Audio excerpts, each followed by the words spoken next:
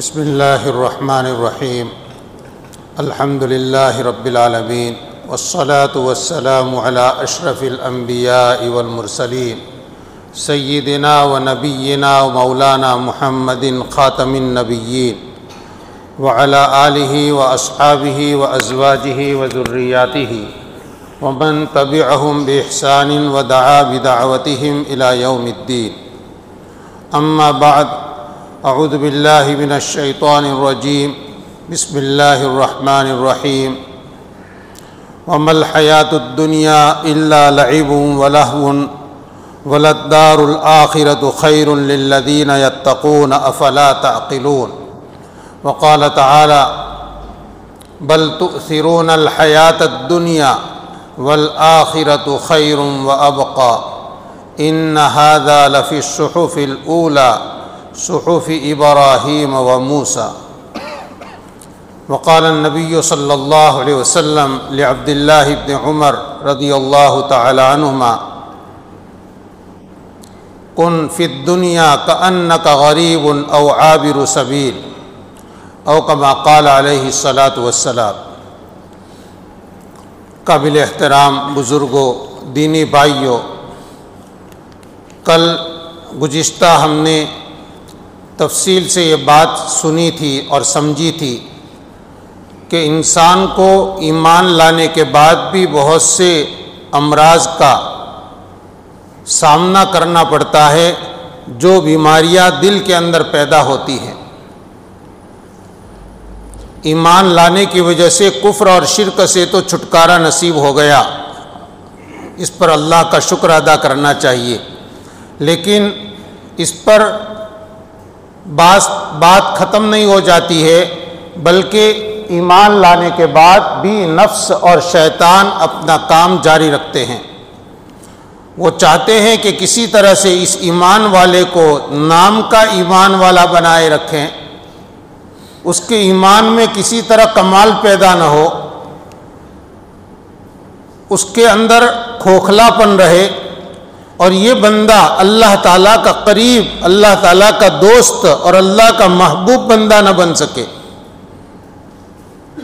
اللہ رب العزت نے ایمان کے ذریعے سے ہم کو وہ راستہ دیا ہے جس راستے پر چل کے آدمی دن بدن ترقی کرتا ہے اور دن بدن اللہ تعالیٰ سے ایک ایک عمل کر کے قریب ہوتے جاتا ہے۔ یہ دن میں 5 وقت کی نمازیں، یہ ہر سال میں آنے والے ماہ رمضان کے 30 روزے، 30 روزوں میں پہلا روزہ، دوسرا روزہ، اس کے بعد تیسرا، اس طرح تسلسل کے ساتھ 29 روزے رکھنا، یہ ویسے ہی نہیں ہے۔ روزے کی فرضیت، ایک روزہ رکھا ویسا ہی روزہ دوسرا ہے۔ نمازیں ہم پڑھتے ہیں تو جیسے نماز کی 2 رکعت ہم پڑھتے ہیں، ایسے ہی 4 رکعت بھی پڑھتے ہیں، یعنی رکعتوں میں ایک پہلی رکعت کا تکرار ہی تکرار ہے، لیکن ہم کو بظاہر ایسا لگتا ہے کہ یہ خواہ نہیں۔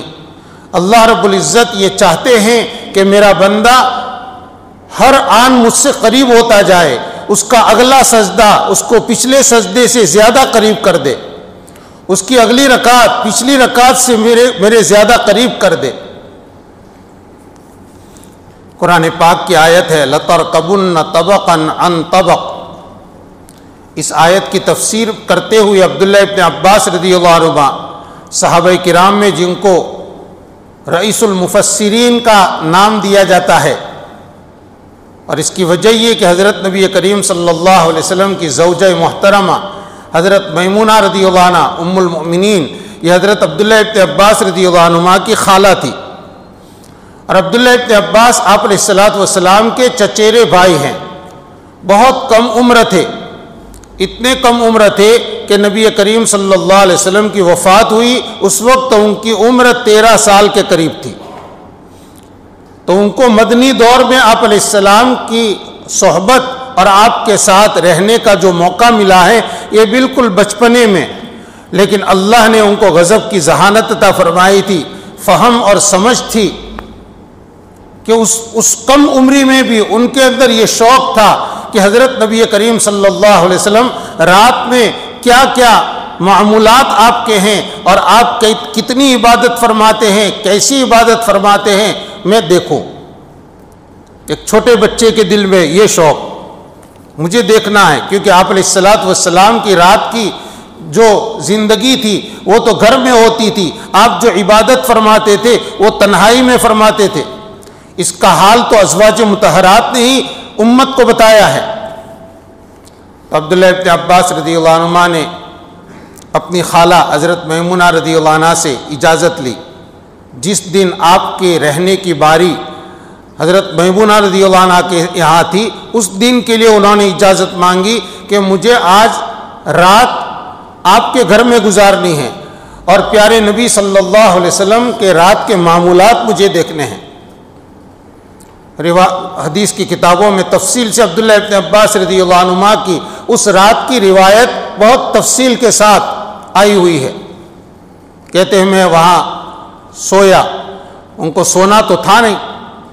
نبی کریم صلی اللہ علیہ وسلم رات دیر گئے، تشریف لائے، اپنی ضرورتوں سے، دینی ضرورتوں سے، کام سے فارغ ہو کر آپ نے سوتے وقت تک کیا پڑھا، پھر آپ نے کتنی دیر آرام فرمایا، پھر آپ کھڑے ہوئے، بیدار ہوئے تو آپ نے کیا کلمات پڑھے، کیا دعائیں، کون سی آیتیں پڑھی، آپ نے پھر مسواک لی، مشکیزے سے پانی لیا اور آپ نے وضو فرمایا، اور پھر آپ نماز کے تہجد کے لیے روزانہ کے معمول کے مطابق آپ آدھی رات گزرنے کے بعد یا آخری تہائی رات کا آخری تیسرا حصہ باقی ہوتا، نبی کریم صلی اللہ علیہ وسلم اللہ کے سامنے کھڑے ہو جاتے تھے۔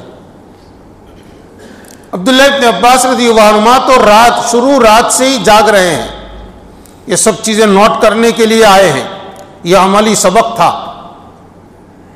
حضرت نبی کریم صلی اللہ علیہ وسلم جب تہجد کے لیے کھڑے ہو گئے اور آپ نے نیت باندھی تو عبداللہ ابن عباس رضی اللہ عنہ کی ذہانت کہ انہوں نے سوچا کہ اب مجھے دیکھتے کیا رہنا، آپ کی اقتداء کا شرف کیوں حاصل نہ کر لو، مقتدی بن کر آپ کے پیچھے کھڑے ہو گئے، ایک امام ایک مقتدی، اور آپ علیہ السلام کے بائیں طرف کھڑے ہوئے۔ یہ بھی غالباً ان کی فہم تھی کہ میں نبی کریم صلی اللہ علیہ وسلم کو اپنے داہنے ہاتھ پر رکھوں اکراماً، لیکن چونکہ ایک امام کے پیچھے ایک مقتدی ہو تو اس کو امام کے داہنی طرف یعنی مقتدی کے بائیں ہاتھ پر امام صاحب ہوں گے، مسئلہ یہ ہے۔ اس لیے آپ علیہ السلام نے ہاتھ پیچھے سے لیا اور ابن عباس کا ہاتھ پکڑا، اور بعض روایتوں میں کہ کان پکڑا اور کھینچ کر ان کو داہنی طرف کھڑا کیا پیچھے سے ہی۔ آپ نے تہجد کی چند رکعتیں پڑھی اور نماز کی پوری کیفیت کو ابن عباس رضی اللہ عنہ بیان کرتے ہیں۔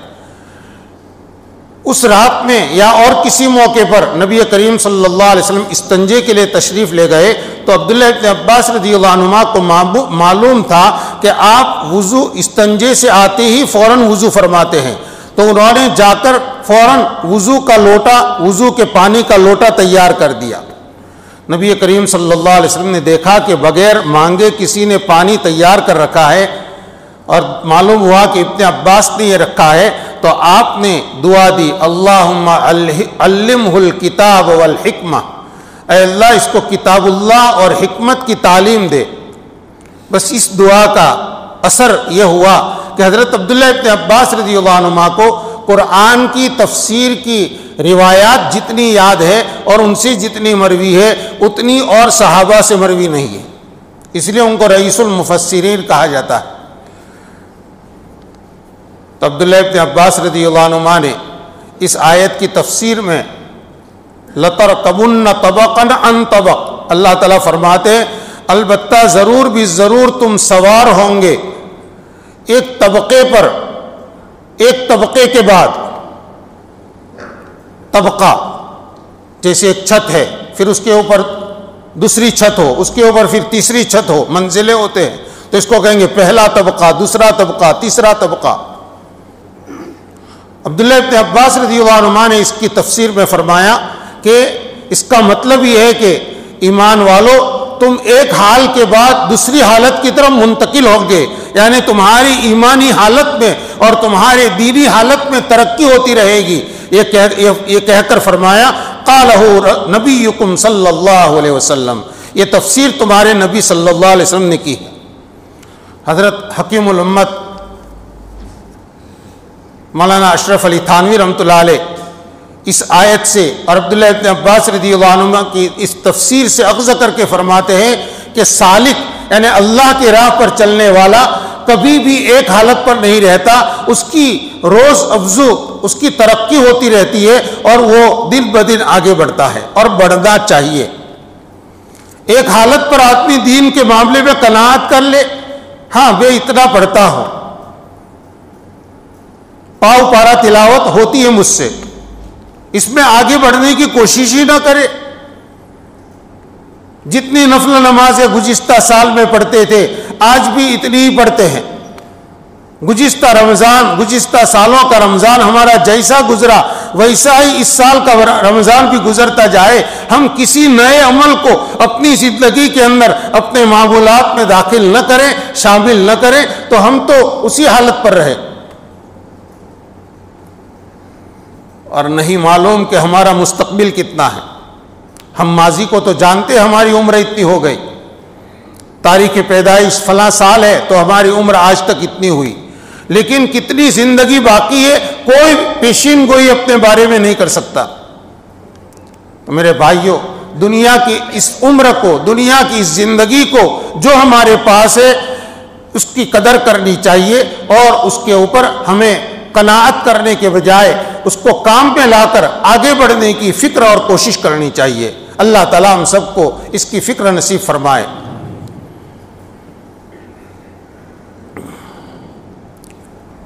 تو بات یہ چل رہی تھی کہ گزشتہ کل میں انسان کو ایمان لانے کے بعد بھی ایک ایمان والے کو جن گھاٹیوں کا سامنا کرنا پڑتا ہے اور جہاں وہ ٹھوکریں کھاتا ہے اور بجائے ترقی کرنے کے جن بدیوں میں اور دل کے امراض میں گرفتار ہو کر اور مبتلا ہو کر اس کی ترقی رک جاتی ہے، اس کا دین صرف ایک ظاہری دین رہ جاتا ہے، حقیقت میں اس کے اخلاق ٹھیک نہیں ہوتے، اس کا معاملہ اللہ سے اچھا نہیں ہوتا، نہ اس کا معاملہ اللہ کے بندوں کے ساتھ اچھا ہوتا ہے۔ اس کے اسباب بتائے تھے کہ وہ دل کی بیماریاں ہیں، 11-12 بتلائی تھی کہ وہ دل میں جب جڑ پکڑ لیتی ہے تو آدمی کے ظاہری اعضاء سے بھی، اعضاء بدن سے بھی پھر کام صحیح نہیں سرزد ہوتے۔ اس کے آنکھوں کا دیکھنا، اس کی زبان کا بولنا، اس کے ہاتھ اور پاؤں کا کام کرنا، یہ سب اس طریقے پر ہوتا ہے جس سے اللہ کا کوئی نہ کوئی حکم ٹوٹتا ہے۔ ان امراض سے چھٹکارا پانا یہ انسان کے لیے سب سے پہلی شرط ہے۔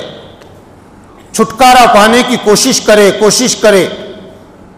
دیکھیے، چھٹکارا پانے کا مطلب یہ نہیں ہے کہ آدمی اپنے اندر سے ان سب چیزوں کو جڑ سے اکھاڑ کر پھینک دے، کہ دل کے اندر نہ غصہ رہے، دل میں نہ شہوت رہے اور دل کے اندر نہ دنیا کی کوئی بھی محبت باقی رہے، دل کے اندر نہ کسی اور بخل باقی رہے، سب کو کریت کر اکھیڑ کر پھینک دے، ایسا کبھی نہیں ہوگا۔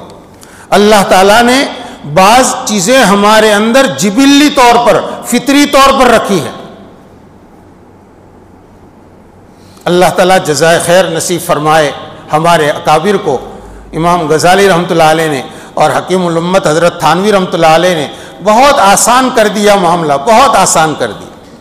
فرمایا رذائل، ان سب کو رذائل کہتے ہیں، بخل، حرص، طمع، لالچ، اسی طرح سے دنیا کی محبت، مال کی محبت، مرتبے کی محبت، حسد، کینہ، غصہ، شہوت، یہ سب چیزیں ان کو رذائل کہتے ہیں۔ فرماتے ہیں کہ رذائل کا ازالہ مقصود نہیں ہے، ازالہ یعنی ان کو بالکلیہ ختم کرنا، بلکہ ان کا امالہ مقصود ہے۔ امالہ یعنی ان کا رخ دوسری طرف کر دیا جائے، جائز کاموں کی طرف کر دیا جائے۔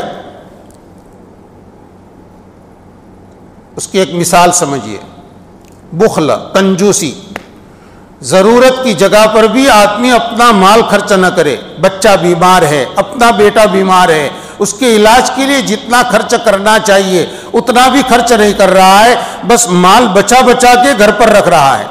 کبھی دواخانے جاؤں گا اور ڈاکٹر کے پاس جاؤں گا تو اتنا خرچ ہو جائے گا، مجھے خرچ نہیں کرنا۔ اب ادھر ادھر دوسرے علاجوں میں مجھے سراحت کرنے کی ضرورت نہیں ہے، پیسہ بچانے کے لیے لوگ کیا کیا کرتے ہیں. اور بیٹے کی طبیعت خراب ہو رہی ہے، خطرے میں پڑ رہی ہے، اس کو کہتے ہیں بخل. شریعت کی نگاہ میں ایسا بخل مذموم ہے، بہت ناپسندیدہ ہے. ایسی جگہ جہاں خرچ کرنے کیے بغیر آدمی کے اوپر بدنامی آتی ہو، وہاں آدمی خرچ نہ کرے. اس کے بس میں ہے، اس کے پاس پیسہ ہے، اپنی حیثیت کے بقدر بھی وہاں خرچ نہیں کرتا، اور اپنی عزت کو بچانے کے لیے بھی خرچ نہیں کر رہا ہے. بخل کے اندر یہ بھی شامل ہے. زکوٰۃ واجب ہوئی، اب زکوٰۃ سے بچنے کے لیے حیلے تدبیریں اختیار کر کے کوئی ایسی شکلیں اختیار کر رہے ہیں کہ بس زکوٰۃ دینی ہی نہ پڑے. اللہ نے مال دیا، اس کا شکرانہ ادا نہیں کرنا، اب اس میں بھی زکوٰۃ کو بچانے کی فکر. بخل کی ایسی بہت سی شکلیں ہیں جو شریعت کی نگاہ میں پسندیدہ نہیں ہیں. اور حدیث شریف میں بیان کیا گیا ہے کہ بخیل لوگوں سے بھی دور ہوتا ہے، اللہ سے بھی دور ہوتا ہے.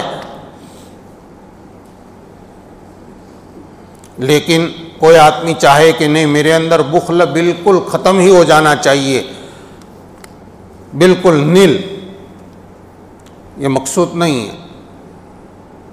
کوئی ایسی جگہ ہے جہاں پر لوگ اپنا مال لگا رہے ہیں لیکن وہاں مال لگانا مناسب نہیں لگ رہا ہے شرعاً، یہاں آدمی کو بخیل بننا چاہیے، یہاں اپنے مال کو روکنا چاہیے. یہاں بخل محمود ہے، پسندیدہ ہے. یہ کب ہوگا؟ جب آدمی کے اندر بخل کا مادہ موجود ہوگا تو پورا سماج گناہ کے جگہوں میں اپنا مال خرچ کر رہا ہے. کوئی ایسا موقع آیا، اس بندے کو اللہ نے دین کی سمجھ دی ہے، اس لیے وہ اپنا مال ایسی جگہ خرچ نہیں کر رہا. لوگ آ کر اس کو ہزاروں ترغیبیں دے رہے ہیں، کوئی تانا دے رہا ہے، لیکن یہ کہتا ہے نہیں میں یہاں ایک پیسہ خرچ نہیں کروں گا. لوگ اس کو کنجوس اور بخیل کہہ رہے ہیں، یہاں اس کو بخیل بننا چاہیے. یہ بخیل بننا اچھی چیز ہے اور اچھی جگہ ہے بخیل بننے کی، کیونکہ یہاں بخل سے وہ گناہ سے بچے گا. اور جو لوگ یہاں فیاضی دکھا رہے ہیں، جو یہاں انفاق مال خرچ کر رہے ہیں، وہ سخاوت نہیں کر رہے ہیں، یہ اپنے مال کو گناہ کی جگہ میں لگا رہے ہیں. یا تو یہ تبذیر ہے یا اسراف ہے، دونوں کی قرآن میں مذمت بیان کی گئی ہے. ان المبذرین کانوا اخوان الشیاطین، شیطان کے بھائی ہیں مال میں تبذیر کرنے والے. ایسی جگہ سخاوت محمود نہیں ہے، وہاں بخل محمود ہے. ایسے غصہ، دوسری مثال سمجھے. غصہ یہ انسان کی طبیعت میں اللہ نے رکھا ہے، لیکن غصے کو بے موقع استعمال کرنا یا غصے کو اپنے محل میں استعمال کرنا لیکن ضرورت سے زیادہ استعمال کرنا، یہ دونوں چیزیں مذموم ہیں. اس سے بہت سی خرابیاں، کبھی ظلم، کبھی کسی کے ساتھ بد اخلاقی، بد کلامی، یہ نوبتیں آئے گی. لیکن کوئی یہ چاہے کہ میری طبیعت میں سے غصہ بالکل 0% ہو جائے، 0 ہو جائے، یہ محمود نہیں ہے. کیوں؟ اگر آپ کی نگاہوں میں آپ کی اولاد اللہ کے حکموں کی خلاف ورزی کرتی ہے اور وہاں آپ غصہ ظاہر نہیں کرتے، اپنی اولاد کو ڈانٹ کر بھی ان کو روکنا چاہیں تو روکتے نہیں ہیں، تو اس کا مطلب یہ ہے کہ آپ کے اندر غصہ نہیں ہے، آپ غصے کو ضرورت کی جگہ بھی استعمال نہیں کر رہے ہیں.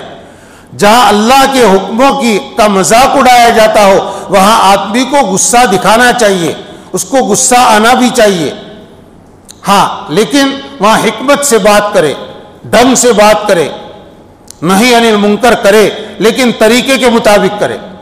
یہ اگر غصہ نہیں ہوگا تو وہ آدمی ایسے کام جو برائیوں کو روکنے کے ہے اور جہاں طاقت کا استعمال کرنا پڑتا ہے وہاں تو وہ استعمال ہی نہیں کرے گا، وہ دیکھتا رہے گا. پھر معلوم ہوا کہ غصہ بھی ہماری طبیعت میں باقی رہنا چاہیے لیکن قابو میں رہنا چاہیے. محل میں استعمال ہو، ضرورت کے بقدر استعمال ہو، بے موقع استعمال نہ ہو. آدمی وہاں کبھی بھی اس غصے کے ذریعے سے کسی غلطی میں نہیں پڑے گا. یہ 2 مثالیں میں نے دی یہ سمجھانے کے لیے کہ جتنے رذائل ہیں ان رذائل کا مادہ انسان کی طبیعت کے اندر اس کی بنیاد تو باقی رہے گی. اس لیے حضرت تھانوی رحمۃ اللہ علیہ فرماتے ہیں کہ رذائل کو بالکل اپنے دل سے نکال کر پھینک دینا نہیں ہے، ان کا ازالہ مقصود نہیں ہے، اس کی فکر میں کبھی پڑنا نہیں چاہیے. ہاں، ان رذائل کو صحیح جگہ کی طرف مائل کرنا ہے. ایک آدمی اپنا مال بے تحاشا اڑاتا ہے، جائز جگہوں میں بھی لیکن بے حساب. شریعت کی نگاہ میں اتنا بے حساب مال خرچ کرنا مناسب نہیں ہے، پسندیدہ نہیں ہے. اس کو اسراف کہتے ہیں.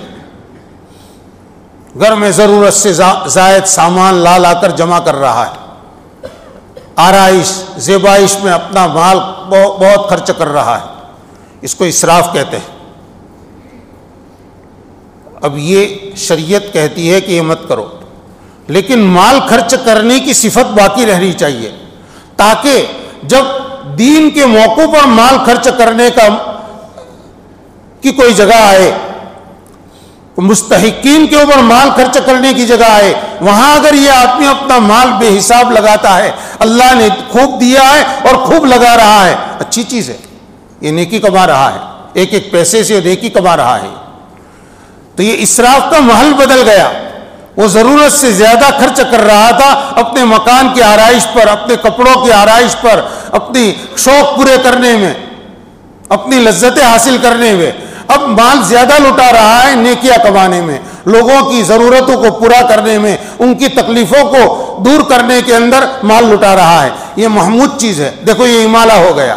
مال خرچ پہلے بھی کرتا تھا، اب زیادہ کرتا تھا، اب بھی زیادہ خرچ کر رہا ہے، لیکن مال خرچ کرنے کی جگہ بدل گئی.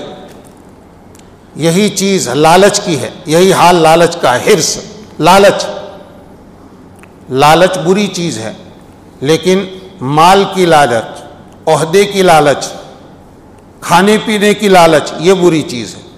کسی آدمی میں طمع پیدا ہو اعمال کی کہ میں ہر چھوٹے سے چھوٹے عمل کو کروں اور اس کا ثواب کماؤں. اب یہ ثواب کمانے کے لیے لالچی بن گیا، لوگوں سے اعمال پوچھ رہا ہے. اس موقع کا مسنون عمل کیا ہے، اس موقع کا کون سا عمل ہے جس میں زیادہ ثواب مجھے ملے گا. ایک ایک عمل سیکھ رہا ہے اور اس پر عمل کر رہا ہے. اب اس کی لالچ یہاں ظاہر ہو رہی ہے. بہت اچھی چیز ہے. حضرت شیخ الحدیث مولانا زکریا صاحب نور اللہ مرقدہ کو ان کے متوسلین اور متعلقین حضرات مدینہ منورہ میں جب حضرت تھے تو اس وقت آ کر ان کے سامنے ذکر کرتے تھے، حضرت آپ کے لیے میں نے طواف کیا، میں نے آپ کے نام پر عمرہ کیا. حضرت بڑے خوش ہوتے تھے. تو حضرت کے بعض قریبی حضرات فرماتے تھے، حضرت آپ تو بڑے حریص ہیں، بڑے لالچی ہیں، یعنی کوئی اعمال کا ایصال ثواب اور آپ کے حق میں کوئی عمل کر کے خبر دیتا ہے تو آپ کو بڑی خوشی ہوتی ہے. یہ حرص اچھی چیز ہے، اور اسی کے ذریعے سے آدمی اعمال میں دن بدن آگے بڑھے گا. تو رذائل کو بالکلیہ ختم تو کر نہیں سکتے اور ہوں گے نہیں. ہاں، ان کو صحیح مصرف میں، صحیح جگہوں میں شریعت نے جہاں اپنی ان صلاحیتوں کو لگانے کے لیے فرمایا ہے وہاں لگائے. یہ مقصود ہے. اسی کو تزکیہ کہتے ہیں، اسی کو اصلاح کہتے ہیں. اصلاح نفس کا مطلب یہ ہے. تزکیے کا مطلب یہ قطعاً نہیں ہے کہ آدمی کے اندر سے یہ سارے مادے بالکل جڑ سے ختم ہو جائیں.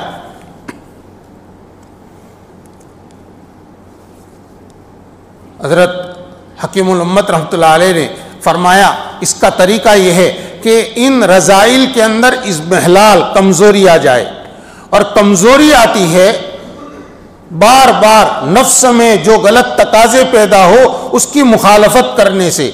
فرمایا اضمحلال پیدا ہوتا ہے مشق سے، اور مشق کے لیے تکرار ضروری ہے. کس کا تکرار؟ بار بار یہ کرنا کہ ایک تقاضا پیدا ہوا گناہ کرنے کا، آدمی اس کو دبائے. ایک دوسرا تقاضا پیدا ہوا، اس کو پھر دبا رہا ہے، پھر سے وہی تقاضا پیدا ہوا، پھر اس کی مخالفت کرے. اس مخالفت کو ہی علماء نے مجاہدہ نفس سے تعبیر کیا ہے. والمجاہد من جاہد نفسہ. حقیقی مجاہد وہ ہے جو اپنے نفس سے مقابلہ کرے. یہ نفس کا مقابلہ جاری رہے. یہ نفس کا مقابلہ بے سود نہیں ہے. ہر گناہ کے تقاضے کو دبانے پر آدمی کو اجر و ثواب ملتا ہے، اجر و ثواب ملتا ہے۔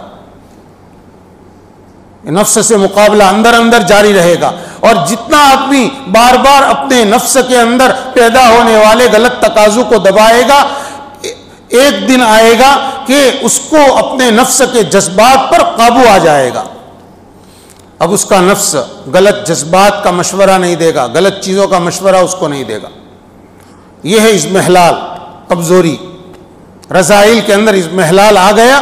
بس اس آدمی کے لیے اب گناہ کے خیالات آئیں گے، لیکن وہ خیالات آئیں گے، گزر جائیں گے، جیسے کھڑکی سے ہوا آتی ہے اور پھر آگے دروازہ کھلا ہے وہاں سے نکل جاتی ہے۔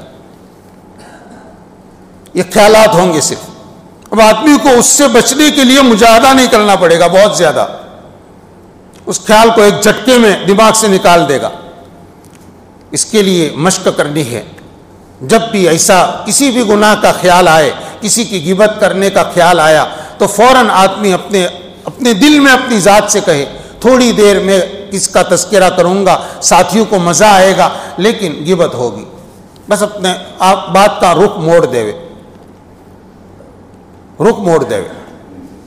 ایسے اور بھی چیزیں ہیں۔ بد نظری کا تقاضا پیدا ہوا، فوراً اس جگہ سے ہٹ جائے، اپنی نگاہوں کو نیچا کر لے۔ ایسا شروع میں جب کریں گے تو ضرور دل کے اوپر ایک بوجھ پڑے گا، اور یہ بوجھ اسی کو مجاہدہ کہتے ہیں۔ خونے دل پینے کو، لختے جگر کھانے کو، یہ غذا ملتی ہے جانا تیرے دیوانے کو۔ اس شعر کے اندر یہی کہا گیا ہے کہ آدمی اپنے دل میں جو غلط ارمان اور غلط جذبات پیدا ہو ان کا خون کرتا جائے، کسی کو باقی نہ رکھے، اس کی رعایت نہ کرے۔ نہیں، اللہ تعالیٰ ناراض ہوں گے۔ میں تنہا ہوں لیکن اللہ دیکھ رہے ہیں، اس لیے تنہا نہیں ہوں۔ مجھے اپنی نگاہوں کو غلط استعمال نہیں کرنا۔ بس یہ آپ ایک مرتبہ، دو مرتبہ اللہ کے نام پر جب اپنے دل کے اوپر پتھر رکھ لیں گے تو اب آئندہ کے لیے آپ کے لیے دروازے کھل گئے گناہ سے بچنے کے۔ وَمَن يَتَّقِ اللَّهَ يَجْعَلْ لَهُ مَخْرَجًا، جو آدمی اللہ سے ڈرے گا اللہ تعالیٰ اس کے لیے نکلنے کی راہیں نکالتے ہیں، نکلنے کے راستے اب اس کے لیے اللہ تعالیٰ کھول دیں گے۔ لیکن شرط ہے شروع میں ہمیں کچھ اپنے جگر کا خون کرنا پڑے گا۔ خونے دل پینے کو، لختے جگر کھانے کو، یہ غذا ملتی ہے جانا تیرے دیوانے کو۔ اللہ کی محبت میں جو دیوانہ بن گیا ہو اس کی غذا تو بس یہی ہے، اس کو تو کڑوے گھونٹ پینے ہیں، وہی نفس کے مجاہدوں کے۔ لیکن یہ مجاہدے کے کڑوے گھونٹ ہم کو آگے اللہ تعالیٰ کی طرف سے بہترین رزق، کل جیسے ذکر کیا تھا، کون سا رزق؟ دنیا کی روزی تو ہے ہی ہے، لیکن آخرت کی جنت کا رزق، یہ جنت کی رزق، جنت کی نعمتیں ہمارے لیے تیار کر دے گا یہ مجاہدے۔ میں نے آپ کے سامنے دو آیتیں تلاوت کی، ان دونوں آیتوں میں اللہ رب العزت نے دنیا کی حقیقت بیان فرمائی ہے۔ وَمَا الْحَيَاةُ الدُّنْيَا إِلَّا لَهْوٌ وَلَعِبٌ۔ میں نے اسی مناسبت سے آیت تلاوت کی کہ ان تمام رذائل کے اندر حب دنیا یہ بہت بنیادی رذیلہ ہے اور بنیادی بیماری ہے، جس کے ذریعے سے بہت سے گناہ انسان کے نفس میں پیدا ہوتے ہیں۔ آدمی جس کی وجہ سے بہت سی خرابیوں میں مبتلا ہو جاتا ہے۔ حب دنیا،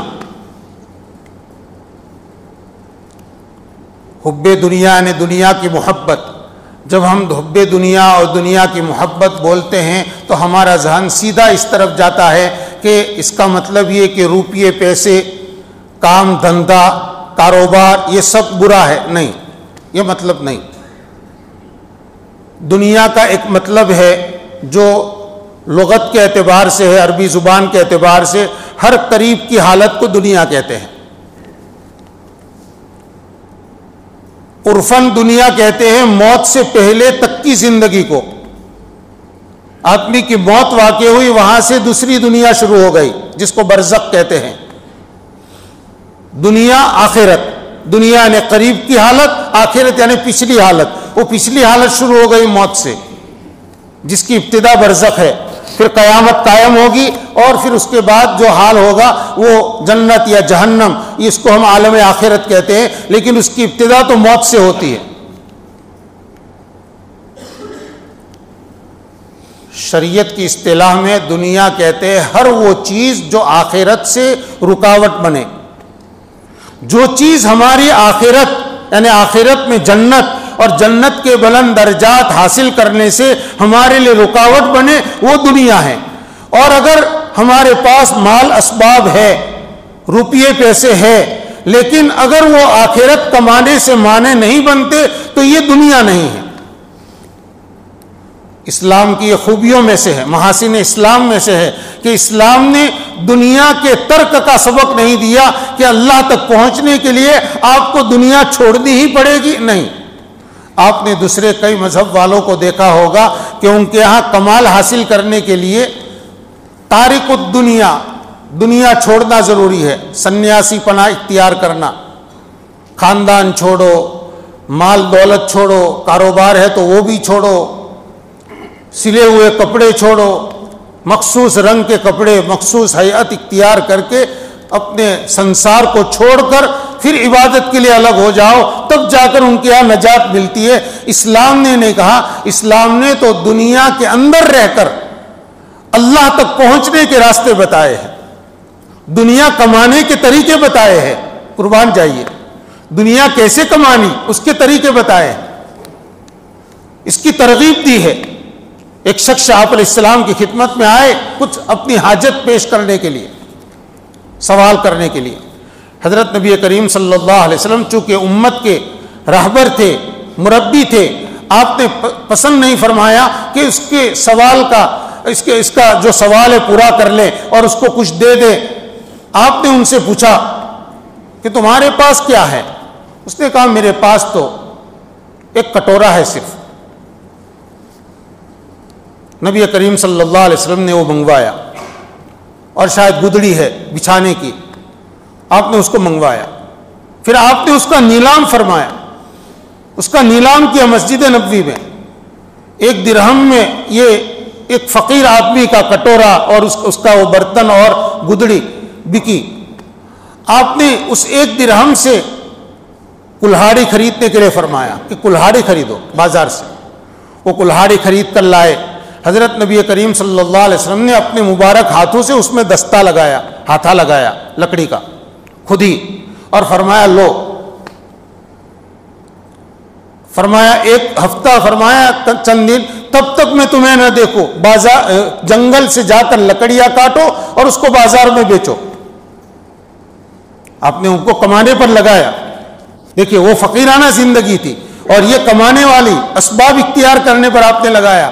وہ صحابی گئے اور ایک عرصے تک اسی طرح روزانہ صبح جاتے جنگل میں، لکڑیاں کاٹتے اور گٹھر لا کر مدینہ منورہ کے بازار کے اندر بیچتے۔ ان کے پاس کچھ رقم جمع ہو گئی، آپ علیہ السلام سے ملنے آئے تو اپنا حال بتایا کہ میرے پاس اتنے پیسے جمع ہو گئے۔ حضرت نبی کریم صلی اللہ علیہ وسلم نے اس موقع پر فرمایا کہ تم اس طرح کماتے رہو اور کھاتے رہو، یہ تمہارے حق میں بہتر ہے اس سے کہ قیامت کے دن اس حالت میں آؤ کہ تمہارے چہرے کے اوپر سوال کی ذلت کا نشان ہو۔ معلوم ہوا کہ یہاں دنیا حاصل کرنا، دنیا کمانا یہ برا نہیں ہے، اس لیے کسب دنیا، اس کو کہتے ہیں دنیا کو کمانا، اور ایک حب دنیا، دونوں میں بہت بڑا فرق ہے۔ دنیا کی محبت الگ چیز ہے اور دنیا کمانا الگ چیز ہے۔ دنیا کو اگر کوئی آدمی شریعت کے اصول اور شریعت کے دائرے میں رہ کر کماتا ہے اور خوب کماتا ہے، قطعاً برا نہیں ہے، وہ اچھی چیز ہے۔ ہاں اس دنیا کی محبت دل کے اندر آئی، یہ بری چیز ہے۔ دنیا کی محبت کے آثار ہے کیا؟ اگر دنیا کی محبت دل میں آئی تو آدمی اپنی دنیا کی زندگی کو سب کچھ سمجھے، اپنی آخرت کو سنوارنے میں اور آخرت کو بنانے سے بالکل بے توجہی کرے، ایسے کام میں لگ جائے جس سے صرف دنیا ہی کا فائدہ ہو، آخرت کی طرف اس کی کوئی توجہ نہ ہو۔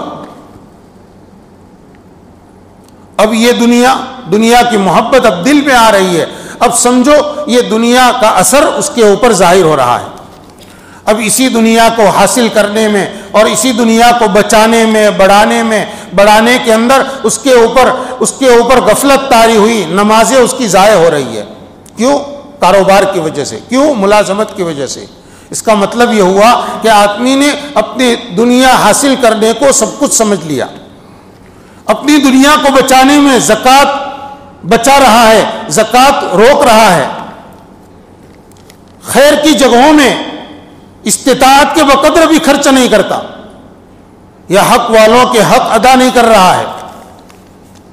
رشتہ داروں کے حق لازم ہے، ذمے میں ہے، بہنوں کے حق ہے، چھوٹے بھائیوں کے حق ہے، یا دادا کی وراثت تقسیم نہیں ہوئی تھی تو چچاؤں کے اور اسی طرح سے دوسرے پھوپھیوں کے حق باقی ہے، جو والد کے واسطے سے اپنے پاس آئے ہیں اس کی نہیں، ہمارے پاس سے کم ہو جائے گا، اس فکر میں ہے.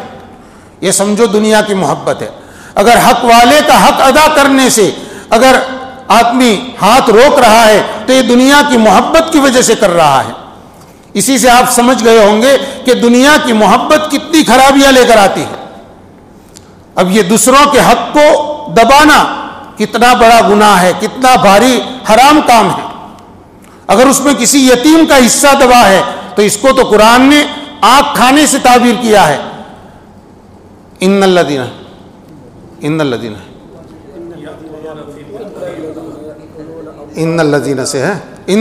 یأکلون اموال الیتامی انما یأکلون فی بطونہم نارا وسیصلون سعیرا. بے شک وہ لوگ جو یتیموں کا مال کھاتے ہیں وہ اپنے پیٹ میں آگ کھا رہے ہیں، اور ایسے لوگ عنقریب دہکتی ہوئی آگ میں داخل ہوں گے. اللہ تعالیٰ ہم سب کی حفاظت فرمائے. تو اس کی بنیاد کیا ہوئی؟ وہی دنیا کی محبت.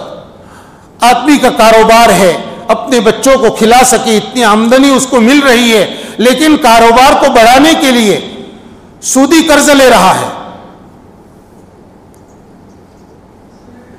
اب یہ کیا ہوا؟ کاروبار ہے لیکن بڑا کاروبار کرنا ہے، کاروبار ہے لیکن فلاں کے جیسا یا اس سے بڑا کرنا ہے. اب یہ دنیا کی محبت اس کو حرام کام میں، سود لینے کے اندر، سود دینے کے اندر مبتلا کر رہی ہے. یہ دنیا کی محبت ایک نہیں کتنے حرام چیزوں کی طرف لے جائے گی. بعض مرتبہ دنیا کی محبت کی وجہ سے آدمی دنیا کے نشے میں ایسا آ جاتا ہے کہ اس کو حق بات اثر ہی نہیں کرتی، حق بات سننے کے لیے تیار نہیں ہوتا. وہ جس کو اکڑ کہتے ہیں، یہ اکڑ اس کے نفس میں پیدا ہو جاتی ہے جو اس کو حق کاموں سے، حق باتوں سے، دین کی باتوں سے دور کرتی جاتی ہے. لیکن اگر آدمی ان چیزوں میں چوکنا ہو، طے کرے کہ نہیں میرے پاس دنیا آئے لیکن دنیا میں جتنے حقوق دنیا کے اعتبار سے میرے اوپر عائد ہوتے ہیں وہ حقوق مجھے ادا کرنے ہیں، اس میں کوئی کوتاہی باقی نہیں، کوئی کوتاہی چھوڑتی نہیں ہے، تو یہ دنیا نہیں ہے، یہ تو اس کے لیے مددگار ہے. فارسی میں ایک شعر ہے، آب در کشتی ہلاک کشتی است. پانی میں کشتی چلتی ہے نا، تو اگر پانی کشتی کے اندر آ جائے تو کشتی ڈوب جائے گی، لیکن آب اندر زیر کشتی پشتی است. پانی کشتی کے نیچے رہے، یعنی کشتی پانی پر چلتی رہے لیکن اس کے نیچے، کشتی کے نیچے پانی ہے، کشتی تیرتی رہے گی. تو یہ تو کشتی کے لیے پشتی ہے، یعنی مددگار ہے. تو آدمی دنیا کو اپنے دل میں جگہ نہ دے تو یہ دنیا اس کو تو کتنے دین کے کام کی طرف مددگار بنے گی، معین بنے گی. اس لیے یہ مذموم نہیں ہے، برا نہیں. اللہ تعالیٰ فرماتے ہیں کہ نہیں ہے یہ دنیا کی زندگی، نہیں ہے یہ دنیا کی زندگی مگر لہو و لعب. لہو و لعب میں ذرا سا فرق ہے، ورنہ کوئی بہت زیادہ، یعنی اس کے مطلب کہ کھیل کود ہے، کھیل کود. یہ اس لیے فرمایا تاکہ آدمی دنیا کو زیادہ اہمیت نہ دے. کھیل کود. چھوٹے بچے جب ریت کے پاس بیٹھتے ہیں، ریت گیلی ہوتی ہے تو فوراً وہاں اپنا مکان بنانا شروع کر دیتے ہیں، ریت کا مکان. پاؤں اندر گھسا کر اس کے اوپر ریت کا ڈھیر کرتے ہیں، دباتے ہیں، اور پھر پاؤں نکال کر پھر اس کا آنگن بناتے ہیں. اور اس مکان کے لیے تو بڑے اس کے پیچھے دیوانے ہو جاتے ہیں، اور اگر کسی نے وہاں پاؤں رکھ دیا تو ان کو اتنا رنج و غم ہوتا ہے، بلکہ بعض بچے تو اس پر جھگڑا کھڑا کرتے ہیں، روتے ہیں، میرا مکان ٹوٹ گیا۔ اس کو گھروندہ کہتے ہیں اردو میں۔ تو بس دنیا کی یہ زندگی ایک گھروندہ ہے، آدمی اس کے پیچھے جتنا بھی اپنے آپ کو لگائے، کتنی بھی فکر کرے، آنکھ بند ہوئی ملک الموت آئے تو یہ مکان وارثوں میں تقسیم ہوں گے۔ اب کوئی نہیں کہے گا یہ مکان فلاں اور فلاں کا تھا، اب تو ہر ایک یہی کہے گا یہ مکان میرا ہے۔ آپ کا نام جہاں جہاں ہوگا وہاں سے بھی نام تبدیل کرنے کے لیے اپلیکیشن دیے جائیں گے، اب یہ نام ہمارے والد کا نام نکال دو، ہمارا نام چڑھا دو۔ یہی تو ہوتا ہے۔ تو یہ دنیا بس اتنی ہے۔ مال تقسیم کیا جائے گا، آدمی کے بدن پر جو کچھ ہوگا وہ سب اتار کر اس کو تقسیم وراثت میں تقسیم کیا جائے گا، وارثوں کا ہو گیا۔ تو دنیا کی زندگی کو اللہ تعالیٰ لہو و لعب فرما رہے ہیں، اور فرماتے ہیں کہ آخرت کی زندگی اصل زندگی ہے۔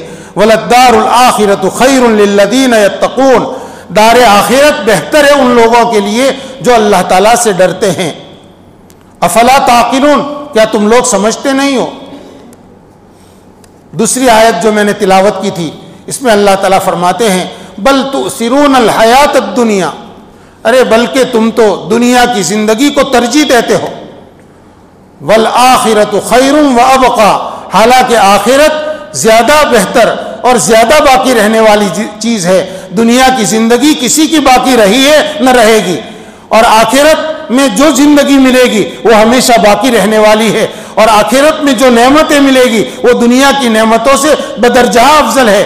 اس لیے اللہ تعالیٰ فرماتے ہیں اس کے باوجود تم دنیا کو ترجیح دے رہے ہو، یعنی دنیا کے پیچھے پاگل بن رہے ہو۔ میرے بھائیوں، یہ دنیا کی محبت دل میں گھر نہ کرے، اسی کے لیے یہ اعمال ہے، یہ نماز کا بلاوا جو 5 وقت مسجد کے منارے سے ہمارے کانوں تک پہنچتا ہے، یہ اللہ کی طرف سے دعوت ہے، اسی لیے کہ تھوڑی دیر کے لیے سب کو چھوڑ کر آئیں اور اللہ کے سامنے ہماتن متوجہ ہو کر کچھ رکعتیں پڑھیں، اس کے سامنے پیشانی رکھیں، تو دنیا کے اندر مشغولی کی وجہ سے جو دنیا کی محبت یا دنیا کی اہمیت دل میں پیدا ہو رہی تھی وہ ایک جھٹکے میں ختم ہو جائے۔ دن میں 5 مرتبہ اللہ تعالیٰ اپنے دربار میں بلاتے ہیں، اسی لیے جماعت کی نماز کا اہتمام ہے، اس کی بہت اہمیت اور تاکید کی گئی ہے۔ یہ رمضان کے روزے، یہ تلاوت اور یہ اعمال کی فضائل جو بیان کیے جاتے ہیں اور ہم سنتے ہیں کہ اس عمل پر اتنا ملے گا، اس پر جنت کا یہ وعدہ ہے، یہ اس لیے تاکہ دنیا میں ہم رہیں، دنیا میں جیے، دنیا کے مشاغل میں ہم ضرور رہیں، یہ ہماری ضرورت کی چیز ہے، لیکن اس کے اندر ہمارا دل لگ نہ جائے، ایسا نہ لگے کہ ہم اس میں اللہ کو، اللہ کے حکموں کو بھول بیٹھے۔ یہ سارے دینی اعمال اس لیے ہیں، اور ذکر، اللہ کی یاد یہ آدمی کو دنیا سے بے رغبتی پیدا کرتی ہے۔ اللہ کی یاد میں جب آدمی تھوڑی دیر بیٹھتا ہے تو دل کو حقیقی سکون ملتا ہے، جو سکون دنیا کے کسی نقشے سے نہیں ملتا۔ الا بذکر اللہ تطمئن القلوب، سنو اللہ کے ذکر ہی سے دلوں کو حقیقی اطمینان ملتا ہے۔ یہ اسی لیے ہے کہ آدمی کے پاس سب کچھ ہے، اچھا مکان ہے، ایک نہیں کئی ایک مکانات ہیں، اچھا کاروبار ہے، لیکن سب کو چھوڑ کر وہ اللہ کا نام، اللہ کی بڑائی بیان کرنے کے لیے بیٹھا ہے، اپنی زبان سے بول رہا ہے سبحان اللہ، اللہ کی ذات پاک ہے، الحمدللہ، تمام تعریف اللہ کے لیے ہے، اللہ اکبر، اللہ سب سے بڑے ہے۔ یہ زبان پر جب یہ بول آئیں گے یہ بے سود نہیں ہے، دل کے اندر سے ان تمام اہمیتوں کو جو دنیا کے مشغلوں میں رہنے کی وجہ سے پیدا ہو رہی ہے وہ نکلے گی۔ اس کا علاج ہی ہے، اس لیے ہم اہتمام کریں، کوشش کریں، ہم جس مشغلے میں ہو وہ مشغلہ ہماری ضرورت ہے، ہمارا مقصد نہیں ہے۔ کاروبار والے کے لیے اپنا کاروبار، تجارت والے کے لیے اپنی تجارت، ملازمت کرنے والے کے لیے اپنی ملازمت، نوکری، محنت مزدوری کرنے والے کے لیے اپنی محنت اور اپنی مزدوری، کھیتی باڑی والے کے لیے اپنی کھیتی باڑی، یہ مقصود نہیں ہے، یہ مقصد نہیں ہے، یہ ضرورت ہے۔ اور آدمی ضرورت کی جگہ میں بقدر ضرورت رہتا ہے، مقصد پر اس کی نظر ہوتی ہے۔ اسی لیے حضرت نبی کریم صلی اللہ علیہ وسلم نے عبداللہ ابن عمر رضی اللہ عنہ، نوجوان صحابی تھے، اور آپ علیہ السلام سے انہوں نے خوب استفادہ کیا انہوں نے۔ آپ نے ایک مرتبہ عبداللہ ابن عمر رضی اللہ عنہما کو جب یہ ہجرت کر کے نئے نئے آئے مدینہ منورہ میں، بالکل جوان تھے، ابھی کا نکاح نہیں ہوا تھا، ان کی بہن حضرت حفصہ رضی اللہ عنہ آپ علیہ السلام کے نکاح میں تھی. آپ نے ایک مرتبہ عبداللہ ابن عمر رضی اللہ عنہما نے ایک خواب دیکھا تھا، اور روایتوں میں ہے کہ وہ خواب بہت عجیب خواب تھا، کسی موقع پر بیان کریں گے.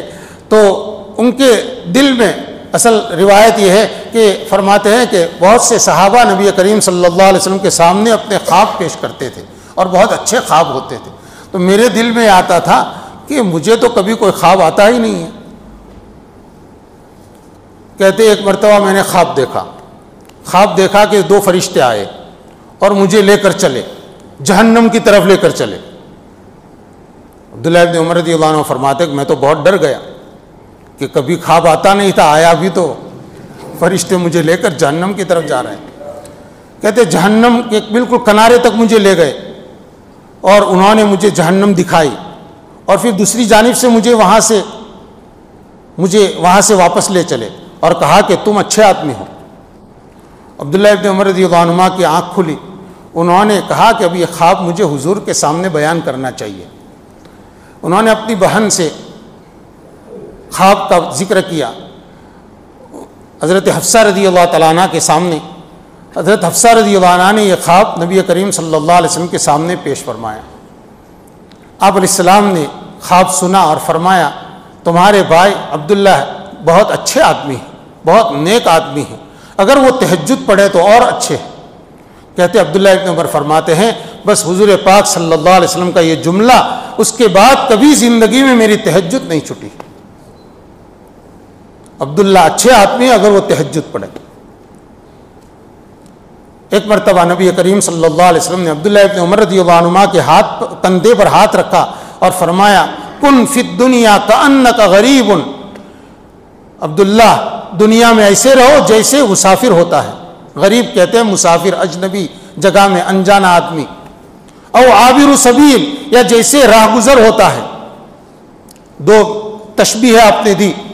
مسافر آدمی، ہم سفر کر کے کسی دوسرے شہر میں جاتے ہیں 2-4 دن کے لیے یا 1 مہینے کے لیے، تو وہاں جو ہماری قیام گاہ ہوتی ہے وہاں ہم سارا گھر کا سامان اور فرنیچر خرید کر لاتے نہیں ہیں. وہاں بقدر ضرورت ایک چادر بچھانے کے لیے لے گئے ہیں، ایک چادر اوڑھنے کے لیے، بس اتنے ہی پر. وہاں گدا خریدتے نہیں، مجھے یہاں 2-3 دن سونا ہے تو ٹھاٹ سے سونے کے لیے اچھا پلنگ چاہیے اور اچھا بستر چاہیے. نہیں، مسافر ضرورت کی چیزوں پر اکتفا کرتا ہے. اس کے پیش نظر اپنا مکان ہوتا ہے کہ میرا وطن تو فلاں جگہ ہے، مجھے وہاں رہنا ہے، یہاں تو مجھے چند دن رہنا ہے، پھر یہ روم یا یہ مکان یا یہ جگہ چھوڑ کر مجھے جانا پڑے گا.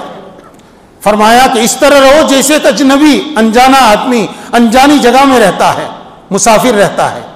او عابر سبیل، یا جیسے ایک راہ گزر راستے پر ہم چلتے ہیں، ہائی وے پر چلتے ہیں تو دونوں طرف بلڈنگیں آتی ہے، باغات آتے ہیں، بہت خوشنما پارک آتے ہیں، لیکن آدمی گاڑی چلانے والا یا اندر بیٹھنے والے مسافر ایک نظر اس کو دیکھتے ہیں، وہاں سے آگے گزر جاتے ہیں. ان کی گاڑی ان کو آگے لے چلتی ہے.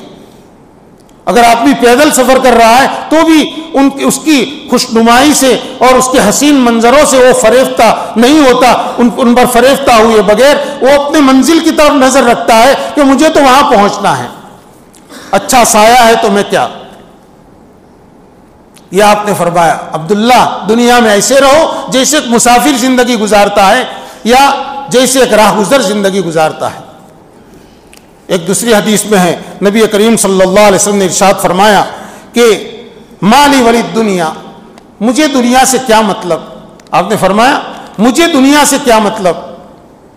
ما انا فی الدنیا الا کراکب استظل تحت شجرۃ ثم راح منها ثم راح وترکها. آپ نے فرمایا میری مثال تو اس مسافر کی سی ہے جو سوار ہو کر کہیں جا رہا ہو اور کسی درخت کے سائے کے اندر تھوڑی دیر آرام کرنے کے لیے رکا اور پھر آرام پورا کر کے وہ وہاں سے اس درخت کو، اس کے سائے کو چھوڑ کر آگے بڑھ گیا. میری مثال تو اس آدمی کی ہے. یہ پیارے نبی صلی اللہ علیہ وسلم نے ان مثالوں کے ذریعے سے ہم کو سمجھایا کہ ہمیں دنیا میں رہنا ہے، لیکن دنیا کو اپنا مقصود بنا کر نہیں، اپنا مقصد بنا کر نہیں، اپنا مقصد دار آخرت کو بنائے کہ میرے لیے تو آخرت سب کچھ ہے، مجھے وہاں پر اپنا گھر تیار کرنا ہے، یہاں کا فرنیچر میرے ساتھ قبر میں نہیں آئے گا، اور آخرت کے لیے میں نے جو بھیجا ہے، جو اعمال کیے ہیں، وہ مجھے موت کے وقت میری آنکھ بند ہوتے ہی میرے سامنے اس کا بدلہ میرے سامنے آ جائے گا۔ جب بندہ قبر میں دفن کیا جاتا ہے اور ایمان والا جب صحیح جواب دے دیتا ہے فرشتوں کے سوالوں کا، تو اللہ تعالیٰ کی طرف سے اعلان ہوتا ہے، وہیں پر ابھی انتقال ہوا، لوگ ابھی دفن کر کے ابھی جا رہے ہیں، اور فرشتوں کے تینوں سوالوں کا جواب اس نے صحیح دے دیا۔ آپ کو معلوم ہے کہ فرشتوں کے سوالوں کا جواب صحیح وہ دے گا جس نے دنیا میں صحیح زندگی گزاری ہوگی۔ اعلان ہوتا ہے صدق عبدی، میرے بندے نے سچا جواب دیا، ربی اللہ، میرا رب اللہ ہے، میرا دین اسلام ہے، اور یہ حضرت محمد صلی اللہ علیہ وسلم ہمارے نبی ہے۔ یہ جواب جو دیا سچا جواب دیا، اس لیے اس کے لیے جنت کا بستر بچھا دو قبر میں۔ لوگوں نے اس کو مٹی پر کفن پہنا کر اس کو لٹایا ہے، لیکن اللہ تعالیٰ کی طرف سے اسی وقت اعلان ہوتا ہے، اسی دن اس کے لیے جنت کا بستر بچھا دو، اور اعلان ہوتا ہے اس کو جنت کا لباس پہنا دو۔ وہ کفن تو ہم نے پہنایا ہے، اب جنت کا لباس، کیونکہ دار آخرت میں چلا گیا، وہ جنت کا لباس پہناؤ، اور اعلان ہوتا ہے اس کی قبر کو وسیع کر دو۔ چوتھا اعلان ہوتا ہے کہ اس کی قبر میں روشنی کر دو۔ قبر میں ظاہر بات ہے کتنا اندھیرا ہوگا، خالی ہم تصور کریں کتنا اندھیرا ہوگا۔ جب لائٹ چلی جاتی ہے اس وقت ہمیں تصور کرنا چاہیے کہ قبر میں کتنا اندھیرا ہوگا۔ اللہ تعالیٰ اعلان فرماتے ہیں کہ اس کے لیے قبر میں روشنی کر دو، اور ایک اعلان ہوتا ہے وَافْتَحُوا لَهُ بَابًا إِلَى الْجَنَّةِ، اس کے لیے جنت کی طرف دروازہ کھول دو۔ قبر کے اندر جنت کی طرف کا دروازہ کھول دیا جاتا ہے، اور فرشتے اس کو کہتے ہیں دیکھ جنت میں وہ تیری منزل ہے، تیرا ٹھکانہ ہے۔ جب قیامت قائم ہوگی اس وقت اللہ تعالیٰ تجھے اس جگہ پر پہنچائیں گے تاکہ اس کو خوشی ہو اور اس کے دل سے جہنم کا خوف نکل جائے کہ میرے ساتھ اکرام تو ہو رہا ہے لیکن جہنم میں بھی تو مجھے کچھ دن جانا نہیں پڑے گا، نہیں، تیری منزل یہ ہے۔ یہ ہے آخرت کو جس نے مقصود بنایا، اس کے لیے یعنی دنیا میں جس نے ایسے اعمال کیے جو آخرت کو سنوارنے والے ہیں، تو اس کے لیے آنکھ بند ہوتے ہی یہ سب چیزیں سامنے آ جائے گی۔ اللہ تعالیٰ مجھے بھی آخرت کی فکر کرنے کی توفیق نصیب فرمائے اور سب لوگوں کے لیے ان باتوں کو مفید فرمائے۔ وآخر دعوانا الحمدللہ۔ درود شریف پڑھ لیں۔